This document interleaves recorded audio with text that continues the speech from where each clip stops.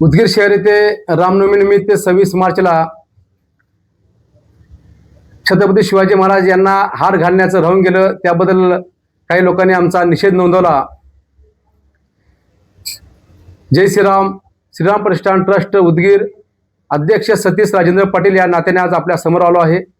सर्वप्रथम आमच्याकडून जे हार घालण्याचं जो राहून गेलं त्याबद्दल आम्ही सर्व हिंदू बांधवांना व सर्व उदगीर शहरातील महामानवांना आम्ही समोर नतमस्तक होऊन या ठिकाणी माफी मागतो व आम्हाला सर्वजण मन मोठं करून माफ करावं असं मी आपल्यासमोर विनंती करतो.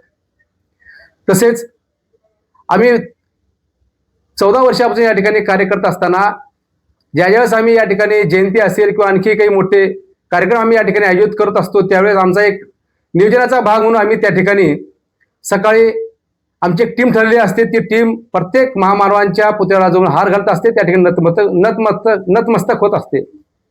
पण यावेळेस आमच्या कामाच्या व्यापामध्ये ठरल्याप्रमाणे आम्ही आमचं कार्य होऊ शकलं नाही, त्यामुळे ही घटना चुकून घडली हे आपण या ठिकाणी लक्षात घ्यायचं. पण जो व्यक्ती त्या ठिकाणी छत्रपती शिवाजी महाराजांना दारू पिऊन हार घालत होता आणि काहीतरी वक्तव्य करत होता, तसेच त्यांच्या सोबतचे जे काही लोक होते त्यांना हे मान्य होतं का की दारू पिऊन छत्रपती शिवाजी महाराजांना हार घालणं कुठपर्यंत योग्य आहे? मग यांचा कोणी निषेध का नोंदवला नाही? मग यांच्या पाठीमागे कोणीतरी षडयंत्र करून यांना समोर केलं आहे का की ही रामनवमी पुढच्या वेळेस होऊ नये, भव्य दिव होऊ नये, कुठेतरी याला अडथळा आणावा का? जर त्याला जर वाटलं असतं तो माझ्या जवळचाच होता तर तो मला फोन करून सांगितलं असता, आम्ही त्या ठिकाणी हार घातला असतो तिथंच, नाही तर आम्ही सर्व महामानवांच्या पुतळ्याला हार घालण्याचं आम्ही नियोजन केलं असतो. पण तसं न होत होता आमच्या विरोधात काहीतरी षडयंत्र करावं अशा प्रकारचं त्या ठिकाणी तो काम करत होता असं आम्हाला लक्षात आलं. तसंच तो व्यक्ती आमच्या काही कार्यकर्त्यांना धमकी देत होता, त्यामुळे मी आज आपल्या समोर आलो आहे. हा जो व्यक्ती आहे याने या हिंदू समाजाच्या आया बहिणीचं काही रक्षण वगैरे केलेलं आहे का?